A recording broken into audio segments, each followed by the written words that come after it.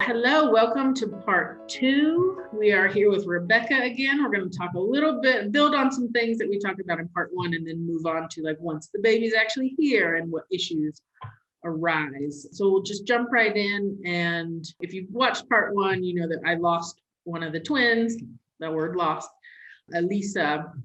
So I wanted to ask Rebecca a little bit about medically, what is that called? Because I started throwing the word abortion around, which I know maybe isn't the smart thing to do. But if Olivia hadn't still been in there, abortion is the only word I know for like the end of a pregnancy. And I know it wasn't the end when Elisa died, but like she died. So I just wanted to hear from you about the medical terms. I think there's a part of this that is medical terms, and then there's a part of it that gets to be up to the person experiencing the situation. So words that are used around this situation is things like twin extraction, or like extraction of twin A or B, depending on position in the uterus. There is delivery. Typically it's not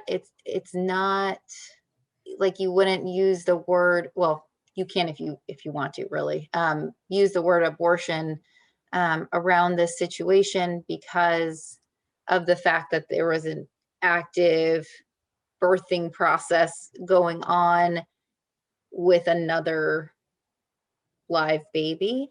So probably the most sterile term that would have been used around it would have been extraction. But I think that people should feel empowered to use that they birthed their other baby, right? That there doesn't actually, it just depends on how that makes you feel about the situation, right? Because I think language, again, as we talked about last time, is really important. Yeah. And some people feel really strongly about using for cesarean, calling cesarean birth instead of cesarean section. That's really important to some people. And then for some people that doesn't resonate with them. So yeah, what do those words make you feel like? Extraction. It feels like it's so intense, right? Yeah, it feels like either like a war term or like an extraterrestrial, right? term. Yeah, that's how I feel. Like, even with live babies at the hospital, if there's a breech birth, like somebody births a breech baby out of their vagina, but if it's done at the hospital, and like, it's got to be a whole thing, like you're in the OR and there's like all the instruments and all the things, they call that a breech extraction. Even if the person pushes the baby out themselves, because they then make it into like a procedure, right? And it's just really interesting. I really struggle with the terminology around birth in general for those reasons, like you said, is it wasn't a sci-fi movie and it wasn't a war, right? Yeah. So yeah, and it's interesting because I maybe I would have had a more of an issue with the language had I been in like an English speaking setting. For me, since I was in Ecuador and everything was Spanish, it was all foreign to me. Yeah. But I really have no problem with the terms C-section, or I think once we were told we were a multiple birth, I think C-section was just, that's what we're doing. So for the majority of the pregnancy, I knew I wasn't going to do it naturally. And I was honestly fine with that. Yeah. I had no big grand plans to do natural birth at home or in a tub or anything. Like, sure. I was totally fine with having all medical help, drug induced help. And I think some of that is because I think my mom birthed both me and my sister naturally, no, she did have an epidural, at least with me, because she won't let me forget that only half of her body was affected by the epidural and she could feel everything. Oh, I really don't like it when that happens. So hard. It almost feels harder. And now that I have been through an epidural and I was completely from like here down, I couldn't feel anything. It was really hard for me to like swallow my spit because I felt like my throat was numb too. I can't even imagine having half your body completely non-responsive, right, and then the other half is like trying to like compensate. Yeah, I don't even like to use the word natural birth for really anything, because I feel like then what is the opposite of that is unnatural birth, right, which again, we're back into the sci-fi supernatural situation. Yeah, I guess so I just like to use unmedicated. Yeah, no, but I just mean like for that exact reason, that if you like draw that out for folks who choose other things, it's not unnatural, it's just a different choice, right? And then like healing from the C-section kind of sucked. Only the first couple days after the surgery, the only time I felt like absolute pain, where they opened me up, was I think there was a couple minutes where they were switching from like IV meds to like oral, but they left a gap where I was in immense pain for like an hour. My OBGYN has since, it's been 2 years since, I just had an appointment with her last week, and she looked at my scar and she was like, "That's the best I've ever done." Wow. Yeah, that's it. Sometimes you just feel good about it. Yeah, I mean, it's hardly, if I didn't know I had been cut down there, I wouldn't know. So let's move on to what word can we use instead of lost? And this, I think, is just something all cultures are going to struggle with. I think I mainly say lost because that's the word my OBGYN used. And she couldn't find Lisa's heartbeat. Countless stories of miscarriages and people say we lost. So I don't know if you had any, since you're in this field and you coach people through, maybe you can just jump in. Some people really resonate with that word lost. And that they're able to cope with that word the best. So I don't think it's a word that needs to be tossed out necessarily, but as we talked about, sometimes the inner response to that is like nothing didn't go anywhere, especially in your case, right? And so some people really, it feels right to them to really be frank about it and be like, my baby died. Just say it. It's really up to everybody else around to cope with their own feelings of discomfort around that. Some people might have spiritual words for what feels right to them, but for people who don't really identify with a spiritual tradition, honestly, I think that is the one that I hear most often, is just people saying it. And I think that it's an interesting conversation because it's one that I have often with my colleagues and my patients, is just, I'm trying to think if I've been with somebody recently who just had a completely different word, but some people even just have not a made up story, but an actual narrative around it that they share. Like they just talk about, I am a parent of 2, 3, 4 children. One of them died, or one of them is in heaven, or one of them, they feel like it's important to say that whole thing when people say, how many kids do you have? Pedro and I were just talking yesterday about how we communicate about Olivia, and because he's really big on like, I don't want her to just hear she's pretty all the time, and I don't want her to just hear she's smart all the time. Like right. Oh, you work really hard and that's why you like did this great thing, and all of that. As parents, we have to take the lead so that everybody else in Olivia's life can sort of tack onto that and be like, oh, okay, well, this is how they talk to Olivia, so like I'll try to do similar. And so yeah, it does feel like it's up to me, mostly me, because I think Pedro will just be okay with whatever I come up with. And I don't think I'm there yet. Like, obviously, I still, like, for Olivia's first birthday party, it was, like, solar system themed. Like, I made a little star, and I put Elisa's name on it. And I put it in the, like, decorations so that That's She really was cool. there, but Olivia got most of the attention that day. So I'm still formulating like how I want to commemorate her and honor her and talk about her. And the rest of the family, both sides of the family, will hopefully take my lead on that. Mm-hmm. And I feel like they're all willing, but I just feel like everybody's waiting on me how we talk about Elisa, because there have been babies in both sides of our families that only lived for a very short time or died in utero, and they aren't talked about, or at least I didn't know about them until I was an adult. And I don't want like, I feel like it would have been different if Elisa was her own single birth and died. Maybe I would reserve it a little bit more.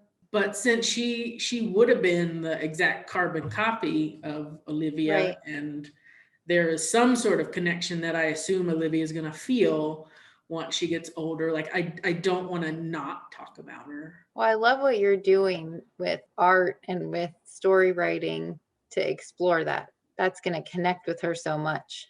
I Creative hope so. aspect of things. Yeah, I'm in the middle of writing a children's book about a twin that lost their sibling Yeah. in utero. And I've done a bit of research on it. I want to talk to a couple more people who have experienced it and then grew up and went through all the feelings about it, or parents that helped their kids through that.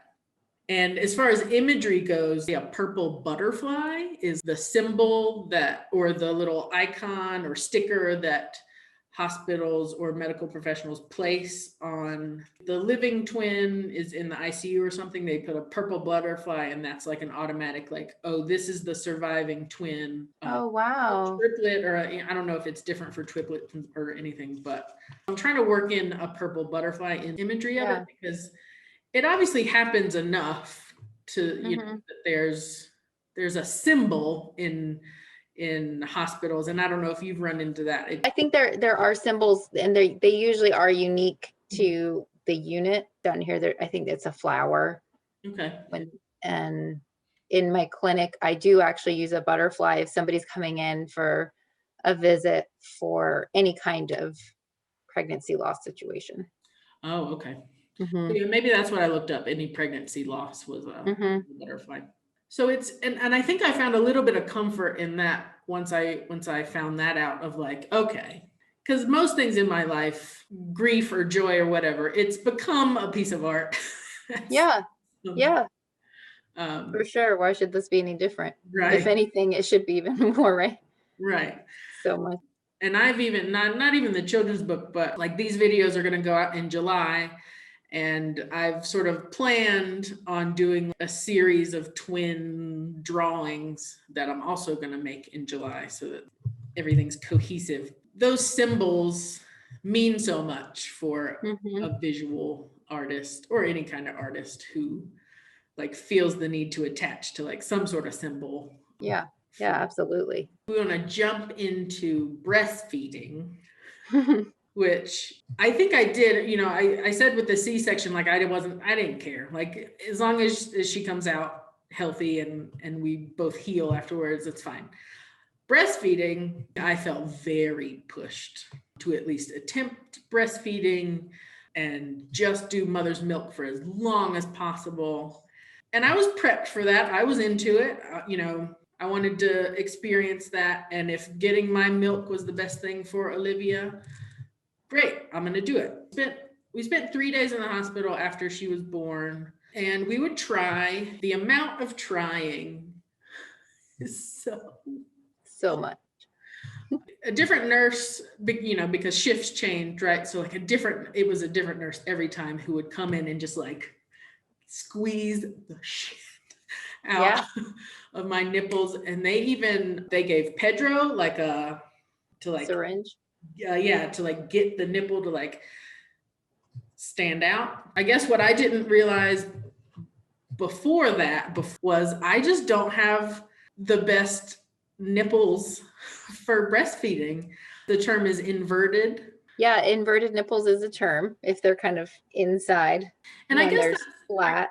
Yeah, I guess that's why I thought I didn't have inverted, because they don't go in. They just, so it would take like 10 minutes for Olivia to like find what she needed. But the second she let go, it flattened out.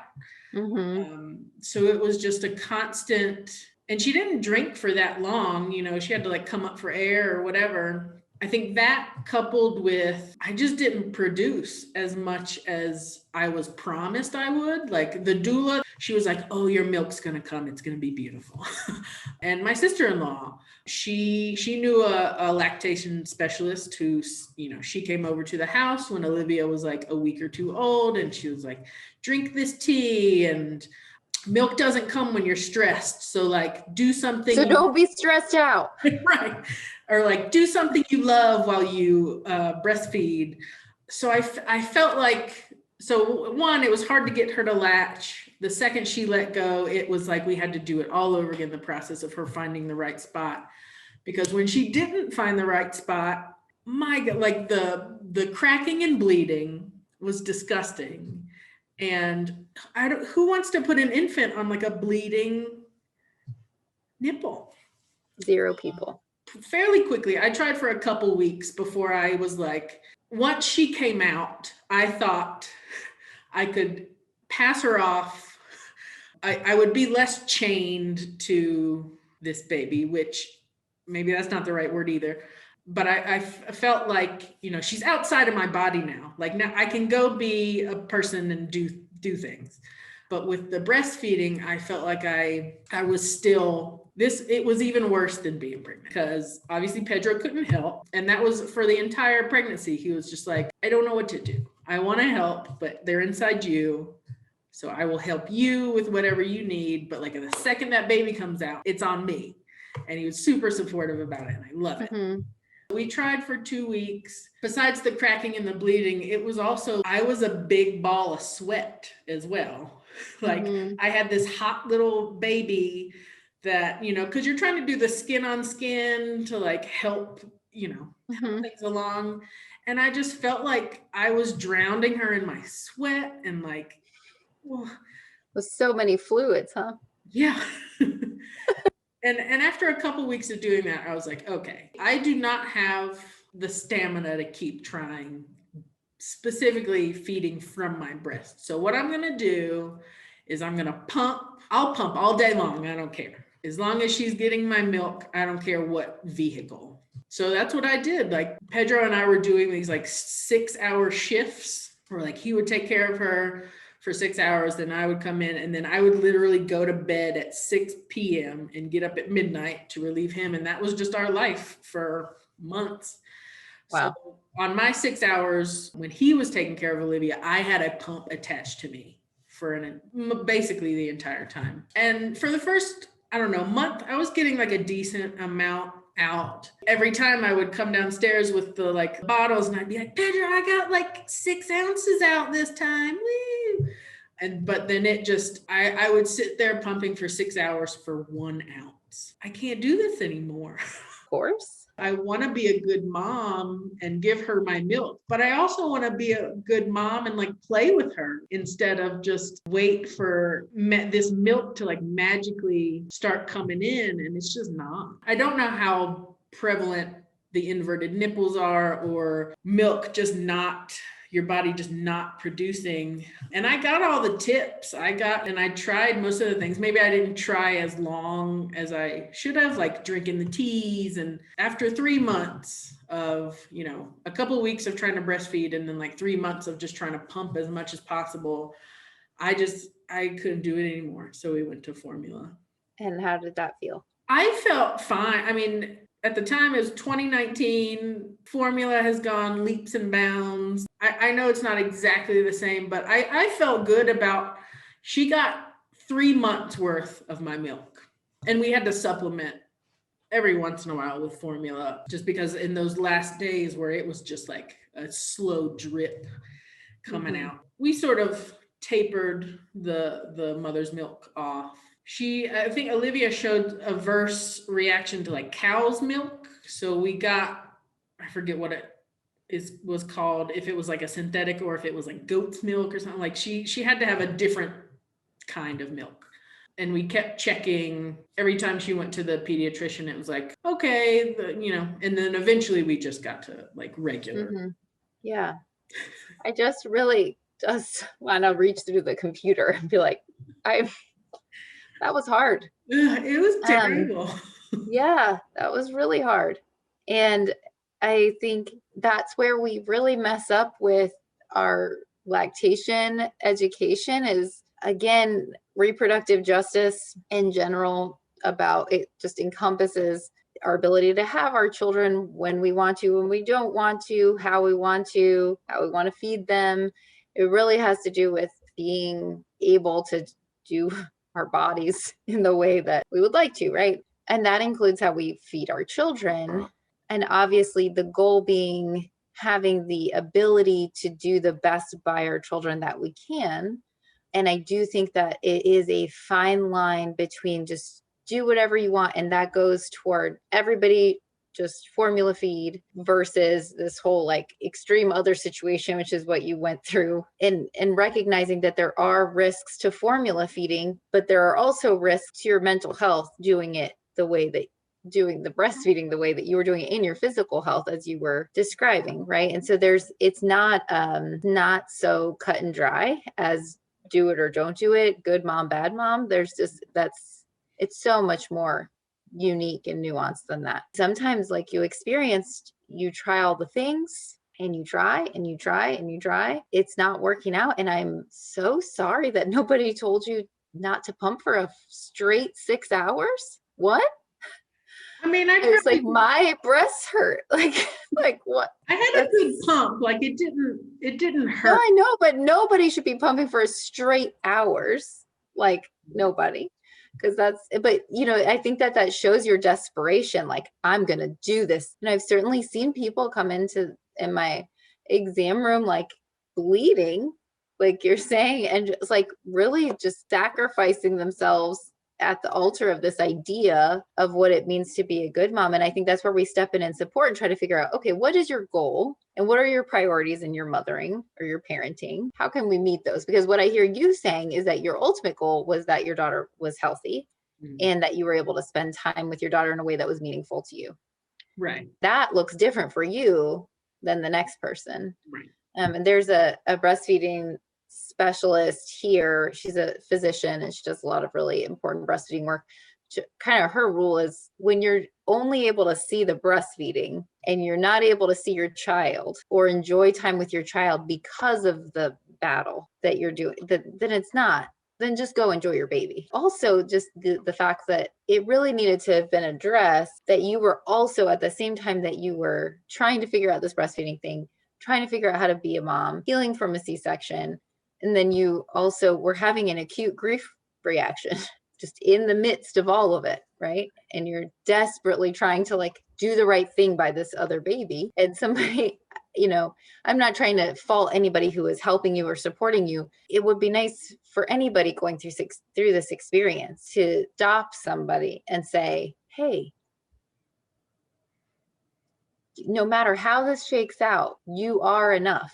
You don't have to work twice as hard because of this other baby. And I did have moments of, oh my God, this is just another way of my body showing me that it doesn't want to support my kid or kids. But I think one thing that did help me get over that hump was there were all these numbers that go along with breastfeeding, right? Like your child needs this many ounces per day, however you divide that up. And I did feel like when I was attempting to breastfeed, I had no idea how much she was getting because she would unlatch and have a hard time latching back on. Like no clue how much milk came out and that she actually drank. So I do think when we went to me pumping and then the switch to formula, like I knew exactly how much food she was getting, which was such a comfort to me, because I think part of the stress was she doesn't latch on long enough to drink anything, it feels like. So I did feel like for those 2 weeks when we were struggling with that, like I didn't know if I was feeding her at all. So it sounds like that visual was really helpful to you. And it was really helpful, you know, obviously that I could pass on the feeding responsibilities to Pedro as well. Cause like you said, I was healing from a C-section, still dealing with my grief. It was nice to just daddy-daughter time. You're going to go feed her while I can like finally rest after 9 months of feeling terrible, physically, feeling terrible mentally. Which was so important. And I don't think that is talked about in the conversation of breastfeeding, of like, this is what's best for your baby. Well, really, is it like, is it best that my baby get fed the exact number that you're telling me that she needs to eat, and somebody else is doing it so that I can rest? Yeah, like maybe that's what's best for my child. Yeah. And again, it's per experience, right? We do know that babies need to have a certain number of ballpark ounces and calories, and that, you know, typically if breastfeeding is going well, they're getting that in the mix somewhere, and we can see it by their weight gain, or we can see how many diapers they're having or how vigorous they are. And so there's ways that we can watch that. But again, the ultimate thing is, what is that parent's goal in their feeding experience and their parenting? And if we're not caring about, like you're saying, the fact that you needed to go just have a minute after this whole experience that you went through, and you needed to have that separation for a little while, then that is also critically important. Having a stressed out person, like, I mean, everybody gets stressed out. So I'm not trying to say if you're stressed, you shouldn't be holding your baby, but pushing through that for something that's not even your goal. And it's not even just me. Like there were times where early on when I felt like it was solely up to me to feed her. There were moments where Pedro was like, but I want to spend time with my child too. It was a push and pull. I do think even after a child is birthed, a lot is still put on the mom to do all the feedings and wake up every 2 hours, 3 hours. And I know it was a struggle for my husband to just let me, and he still not be able to do anything till we started the pumping and not doing breastfeeding anymore. I know that those first 2 weeks were just also coupled with the fact we didn't know what we were doing either. Like we were trying our best, but like it was crazy. It sounds like a really, really hard time. Yeah. Does lead us into the anger issues that I felt like I'm better now. That anger that I felt was not directed at Olivia. It was directed at all the friends that I had that were pregnant with twins at the same time I was, and they had their twins. Like I had to unfollow. I didn't want to talk to them. I didn't want to see them. I didn't want to see their kids. And I did have a conversation with one of them months later, and was like, I'm so sorry. I legit couldn't even look at him. Yeah. And so I think that was a major part of it. I guess going back, the anger just stems from like, oh my God, I don't know what I'm doing. And the self-esteem that like gets wrapped up into that, or just feeling inadequate about like being a parent. Most of my anger got placed right on my husband, because it was a lot of, we had this one massive fight, and I'm trying to remember what it was about.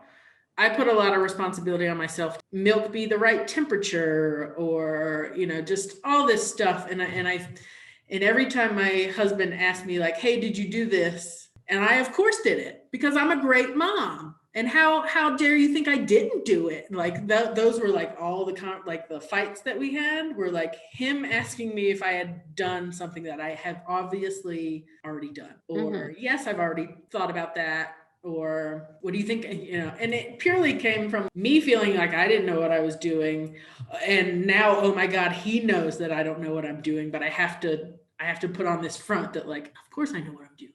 People who have children because they think that that's going to repair a relationship. Mind-boggling to me. Yeah. Yeah. Like I feel like my husband and I had two very distinct fights where it ended in, are we done? Or that's where the conversation led. And it ended in a like, no, I'm not going anywhere. Like you guys are my family. I'm not going anywhere, but it's just, I want to strangle you sometimes. Another part of it was she needed us for everything. And I just had never experienced that. And we all of a sudden needed to know what this cry meant or what this cry meant. And we just had no clue. So just the frustration of like not knowing what your kid needs, society sort of putting on you like, you should know. That's where all the anger issue came from. And that it sort of manifested in when Pedro wasn't around for me to like attack him for things. I remember 2 times I don't know, Olivia was crying or like not falling asleep. That was another hardest thing where like, she needs or she wants to go to sleep, but she's just not. So you get really frustrated. And then the dog would make like the smallest little noise or just like move his ear, and like she would wake, and so you just get mad at everything. And I physically had to, and they tell you to do this, right? Like if you're so frustrated with your kid, like put them down in a place where they're not going to hurt themselves and leave the room. And I don't know if it's because of Elisa dying, but like I felt like if I wasn't in the same room as Olivia when it was my time to take care of her, that I was a bad, how dare I leave my kid in another room?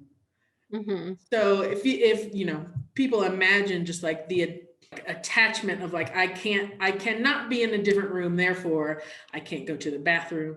I can't like I imposed this like super stupid, I need to take her in every room I go in, therefore I have to hold her or I have to wake her up in order to like go get something out of the kitchen. And I don't know how many parents do that to themselves, but why did I do that to myself? Mm-hmm. Once she got a little bit older and like she knew how to roll over and stuff, when I would get angry, I would leave the room. I would go outside and just scream into the abyss, or I would like toss her favorite toy. Like she'd be playing with her favorite toy instead of sleeping. So I would like just take her toy and like toss it across the house. Mm-hmm. Like that's sort of how my anger manifested.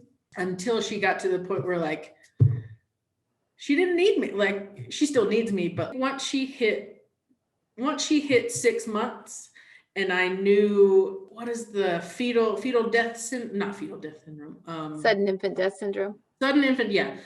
So once we got to 6 months and I knew she wasn't gonna just die, because that was also for the first 6 months of her life, because Elisa died, I was like, okay, terrified. I was gonna say, of course you couldn't leave her in another room. Yeah. And every night, you know, when we put her in a crib and the lights went down, I'd be like, oh no, she's being suffocated by something. I mean, there wasn't a blanket in her bassinet or anything, but I was like, I know she's suffocating. Like, mm-hmm. Stuff like that. Yeah. I'm sure you don't even have to lose a child to worry nonstop, but I do feel like my worry was rational/irrational. Because I was like, this child got through the rest of the pregnancy. She is not being taken away from me. Mm-hmm. Sure. And part of that was like, I can't let her out of my sight. So I feel like that was a really smart part of your brain. We have to acknowledge that it is true that while you weren't looking, one of your children was taken away from you, you know? And so it was a kind of a smart coping mechanism to be like, and now I'm going to watch this child and make sure that that doesn't happen again. Mm-hmm. Right. But at the same time, I think it's interesting everything that you're saying, because it's just such a common experience that people nobody points out to them that they may be experiencing postpartum anxiety, which is actually way more common than postpartum depression. Mm-hmm. And the fact that postpartum depression and anxiety a lot of times manifests as anger, intense anger and irritability. Right. And the people are like, well, I don't feel depressed. I'm angry. I have perseverating thoughts and I'm anxious all the time. And I can't stop this movie tape of all these terrible things happening to my baby, but I'm not depressed. So I must not need help. Right. And that is a very common story. Yeah. So can you kind of explain the difference between postpartum anxiety and postpartum depression? Yeah. So, I mean, and I don't want to, again, step outside my scope of, I think as a nurse midwife, I see both of these fairly common. Mm-hmm. way. And I think a great resource for this is the Postpartum Support International website. So that would be a cool thing to link to. It's an excellent resource. But postpartum anxiety a lot of times does manifest like how you're describing, where where somebody experiences almost like a tape of things happening to their baby. Maybe they can't sleep because they're worried that their baby is going to die or something's going to happen to their baby. Maybe they can't sleep, period. They're just up all night, maybe like folding all the laundry because everything has to get clean. And then sometimes you might even see somebody go into like a postpartum obsessive compulsive disorder that maybe they had pre-existing obsessive compulsive disorder, or maybe they had anxiety and it just like was exacerbated in with postpartum stress. And then the depression piece, a lot of times people will have both, but the depression piece sometimes can look more like a stereotypical profound depression where somebody can't get out of bed, is not bonding with their baby. But then sometimes it can just be like somebody is secretly crying all the time. They're still like trying to function and do their parenting, but they are not, they have depressed mood. And for both of them, that anger can come out. And I think the anger is a safer place to live oftentimes than the grief. And I think you probably, from what you're saying, it sounds like you had two different grief processes going on. One of Elisa and one of you as a person who could move about the world without being connected to another person, just your former self. And every time somebody becomes a parent, there is an element of that grief process. It looks different for every person, but we certainly don't address that. Yeah. I mean, I feel like, times are changing a little bit, like a lot less people are having kids or having less kids. But I think, yeah, the like practical everyday parts of being the parent of a newborn. And maybe it's just one of those things that you just don't fully understand until you're doing it. And I think everybody knows that being a parent is hard, and we were fairly lucky. Like Pedro got paternity leave from the university he works for. So we had about a good month of us as a unit just trying to like figure out everything. Me being a freelancer, I couldn't go more than a month without working. After when she was a month old, that's when I started with my 6-hour shifts. I started going back to work again instead of like resting or, doing stuff around the house. And I think for me, whose identity is, before I got pregnant, my identity was wrapped up in work and making art and making stuff. So once I was able to go back to that, and stop breastfeeding, because I was working in breastfeeding. That was my 6-hour break. Yeah. But once I stopped what a break, or the pumping part, and I could just like sit at my computer and talk to other human beings that I had a relationship with and a work relationship with, like my anger started dissipating a little bit. And I have talked to other moms who were sort of similar. Not that they got bored with their children, because obviously that's not the right word, but I think it tracks sometimes. Yeah.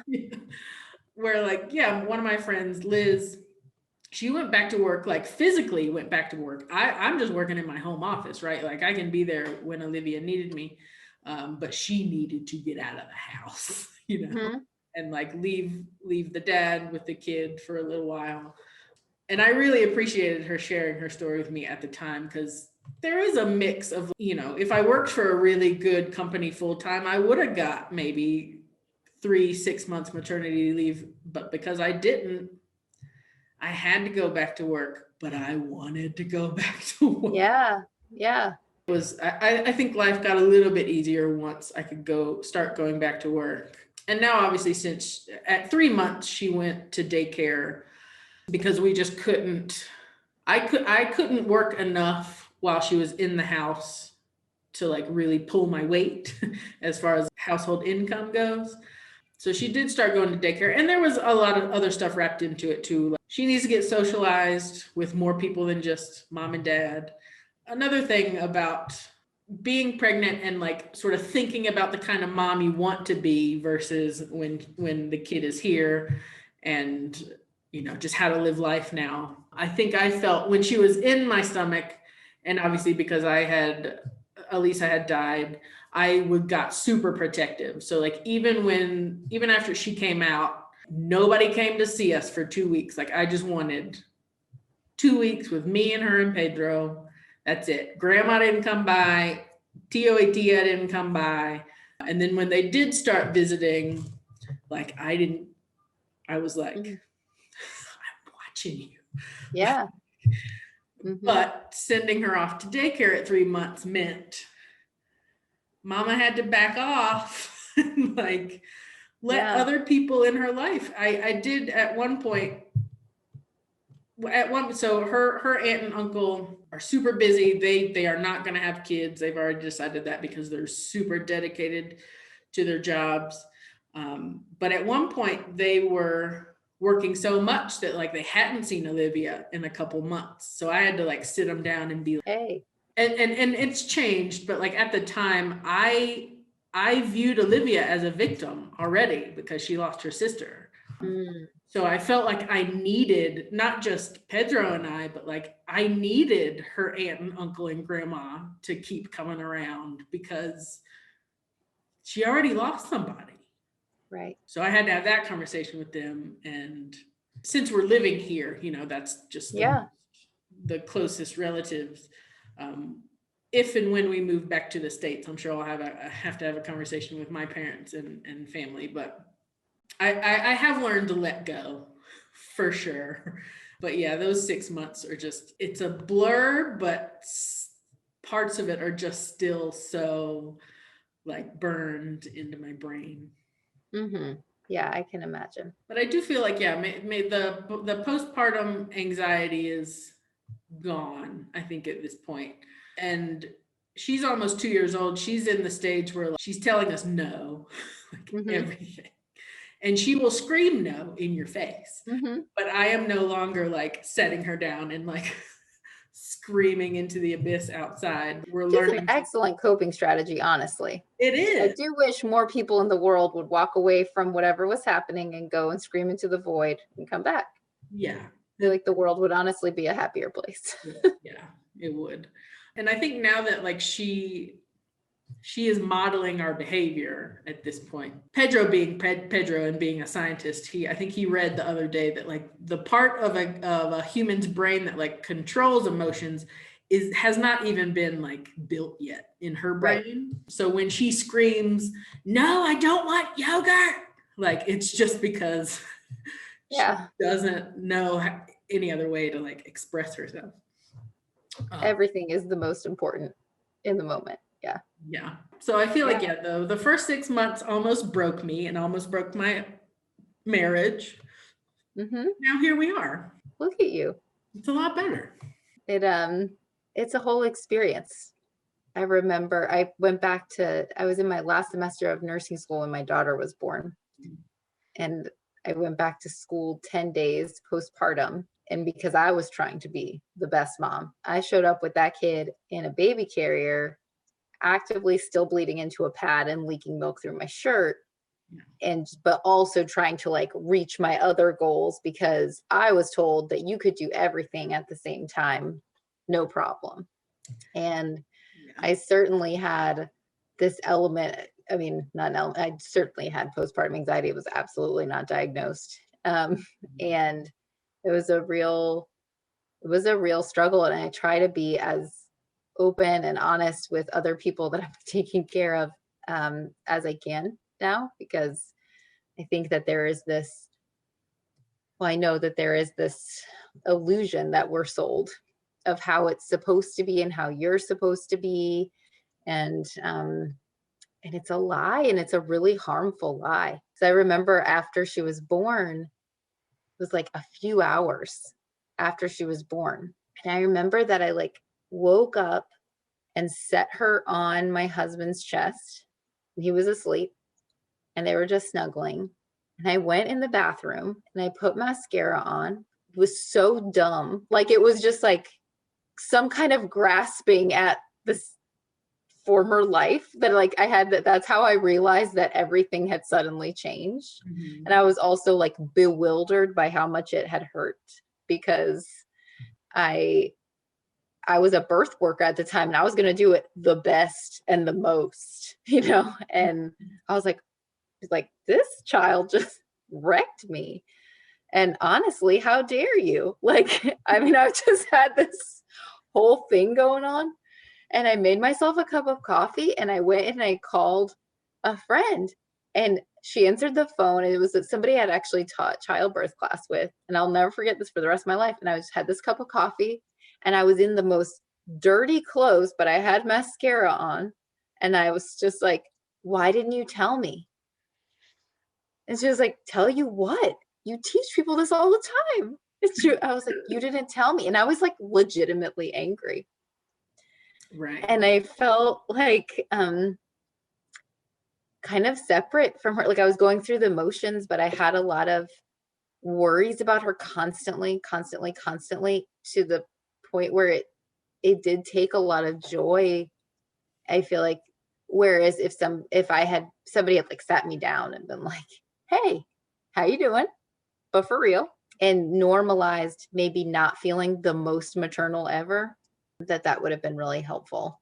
So And I don't know if it's because obviously every delivery, every pregnancy, every sure.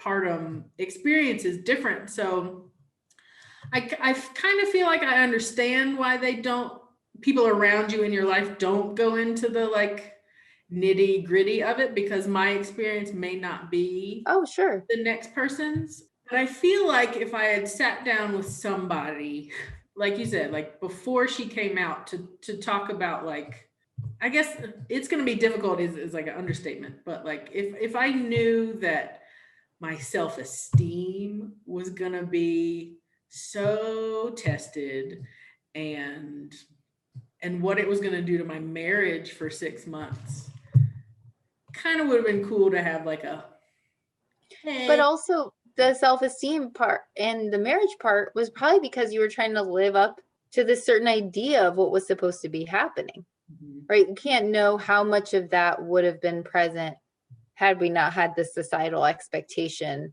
of how much we were supposed to do by ourselves and how we were supposed to feel inside all the time. So I think that's the tricky part too.